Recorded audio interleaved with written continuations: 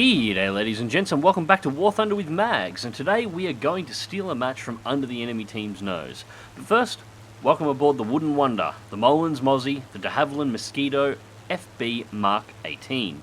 This rank 4 battle rating 4.3 British aircraft is a lesser known variant of the famous Mosquito, and was primarily designed for naval operations with a focus on anti-submarine warfare. It's armed with an auto-loading 57mm Molins Class M cannon with 25 shells, this is the otherwise known as the QF 6-pounder, and 4 7.7mm Browning machine guns with 2,000 rounds between them. It'll rattle along at 595 km an hour at 12,398 feet, with a maximum altitude of 32,800 feet, and manage to hold a 30-second turn with a rate of climb of 1,496 feet per minute.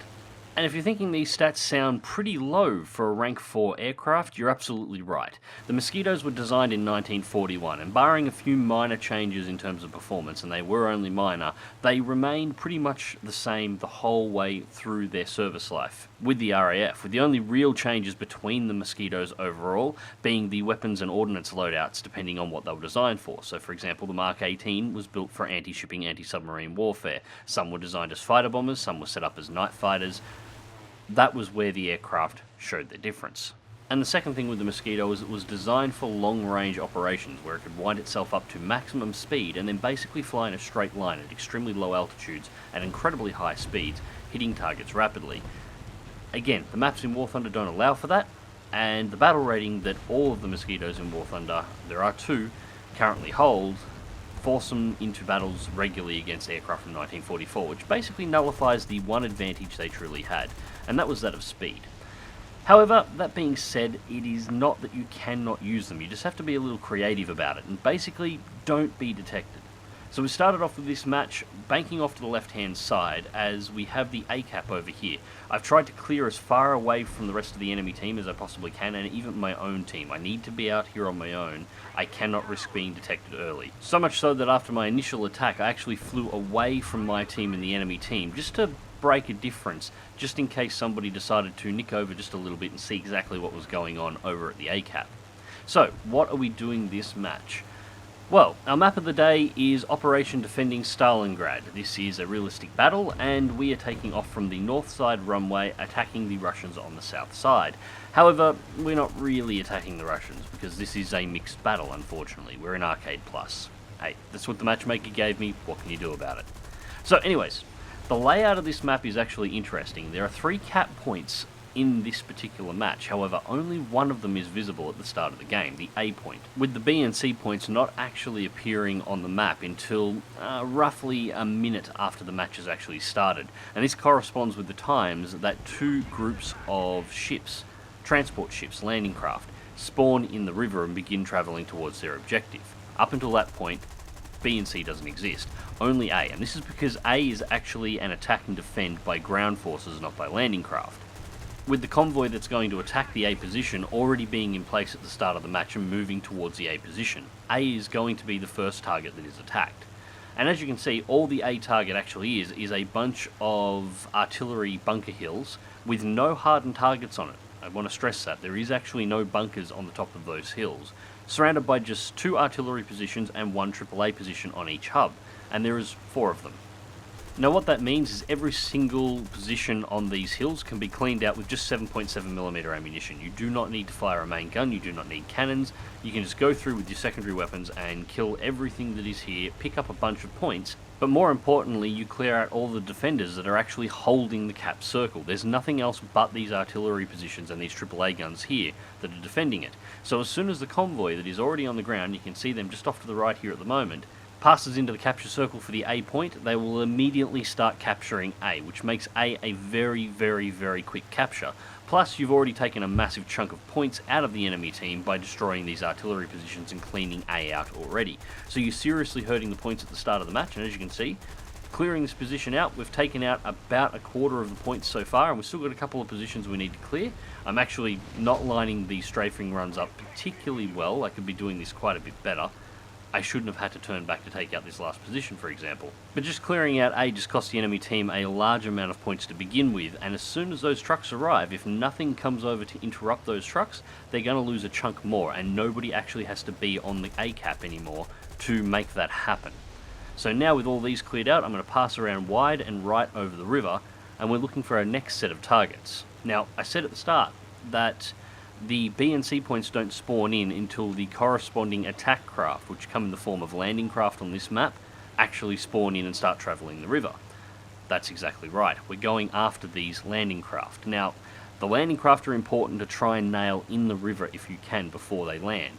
Depending on the map, each landing craft can spawn between 1 and 2 tanks. On this particular map, they spawn 1 each, and these tanks will immediately move out from the landing zone and move towards their corresponding cap circle in order to run an attack or a defense. In the case of this match, the tanks inside of the landing craft are actually the defenders of the cap zones that the landing craft already control.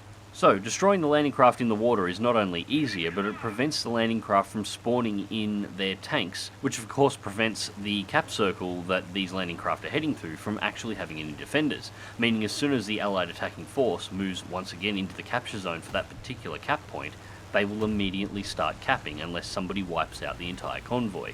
What I'm setting up here is a cascade. Providing somebody stays alive long enough, if I can destroy these vehicles before they have a chance to set defences up on each of their corresponding cap circles, this team will win automatically. The only way to prevent the win would be for the enemy team to actually interrupt the convoys before they arrive on target. And unfortunately, I'm taking a little bit too long here. Thankfully, I don't have to worry about it too much. The points drop in value from clearing out the A cap plus the value of just the first set of landing craft, which I'm engaging now, should be enough that when the 2 corresponding cap circles are also capped by ground forces to actually end the match. You don't need all 3 bases or all 3 cap zones to win. So attacking the third group will be just for bonus points. But first things first, we're going to need to focus on getting rid of the last of these landing craft before we can head up and hopefully get to the third point before they've deployed tanks. And I've taken a little bit of damage here. As you can see, we have no paper doll for the damage in the bottom left hand corner of the screen, so the damage is not critical. It's just a extremely minor coolant leak at this point. Anyways, while I'm clearing out the last of these landing craft, let's talk a little bit about this particular Mosquito. As I said earlier on, this one was designed for naval warfare, specifically with a focus on anti-submarine combat. One of the problems the RAF was discovering early on in the war, where the U-boats were giving the Royal Navy and British naval shipping a bit of a hard time, just in general, was the ability to actually hit a submarine before it's submerged. It was easy enough to spot a submarine when they were surface, taking on air and just cruising along. Remember, U-boats at the time couldn't stay submerged for extended periods of time. They had diesel engines that operated on electric engine backups when they were submerged. They didn't have air recyclers. They needed to bring air from the surface and pump it in order to not have the crew suffocate. They needed to spend some time on the surface. But they could get back underwater in a real hurry, and it was often the case that by the time RAF recon aircraft or coastal recon aircraft spotted a submarine on the surface in the English Channel, that by the time they had managed to turn themselves around and set themselves up on an attack path, it had already gone back under, and at that point all they could do is drop depth charges on the point where the submarine used to be and hope that they hit the target. And it was a little hit and miss, no pun intended. So enter the Molins Mozzie and several other modified aircraft at the time, fitted with large caliber cannons. Specifically, the Molins Mozzie was equipped with the 57mm or the QF 6-pounder Molins cannon. Now the idea here was very simple. The Mosquito would run a recon path up and down the coast looking for surface submarines. When it spotted one, rather than having to line up a drop path for depth charges to actually take the submarine out, it could simply turn over and line the submarine up with its big 57mm cannon.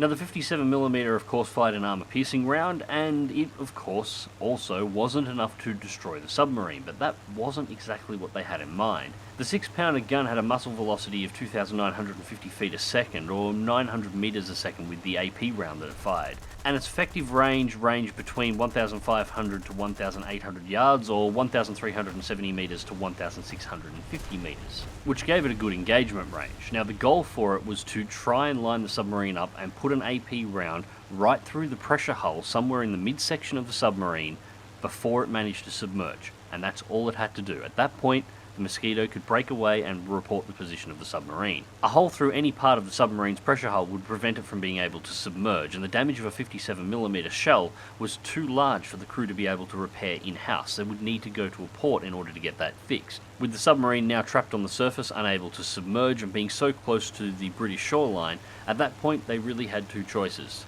scuttle the submarine, or wait for the Royal Navy to come and collect them. So, as we make our final strafing pass down the beach and take out the last of the landing craft, this match is about to come to a close. Unfortunately, I didn't make it to these landing craft in time, so I'm only destroying them basically to drop the enemy team's points even more than I already had.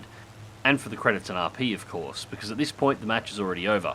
The A cap is being taken as we speak, the C cap is just starting to uncap at this moment, and even though the enemy team have finally realised what I'm up to over here and do come to kill me, they have left an F-82 Twin Mustang alone, and he is keeping the match alive at this point.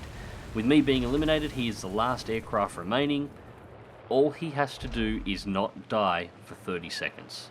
If you can do that, the enemy team at this point doesn't have enough time left on their hands to wipe out everything inside of the cap circles, so they lose.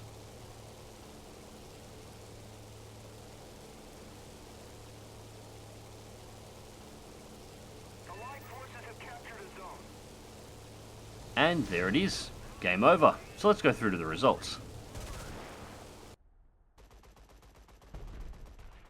So ladies and gents, the results. Well, I did die, but I still managed to bring in first place for the team with 21 ground kills. That is 4,225 points. We also scored First Strike, Multi-Strike X5 and the Thunder Award for destroying the most AI units in the match, 34,536 Silver Lions, and 7,156 research points, which went to the Brigand, although I've unlocked the Brigand since then, so this match was actually flown just a little while ago. Overall match time was 12 minutes and 29 seconds. So, why post a ground attack video? Well, I actually received a comment from somebody the other day about how useless ground attackers are, so I decided I'd pull this one out of my archives. I've been meaning to show it for a while. As most of you know, the Mosquito isn't the most fabulous ground attacker in the game. It is slow in comparison to the aircraft it flies, which is funny for an aircraft that historically was known for its speed. It hasn't got the biggest bombs or ordnance layout. And yet, this aircraft in a maximum up-tier match just set it up so the enemy team could do nothing to save themselves. Attackers are very dangerous if you're silly enough to ignore them. Anyways, ladies and gents, I hope you enjoyed the video. Thank you very much for watching. Please remember to leave a comment in the comment section down below, and until next time, click like if you do, subscribe if you want to see more. Fly smart, fly safe, and I will catch you in the skies.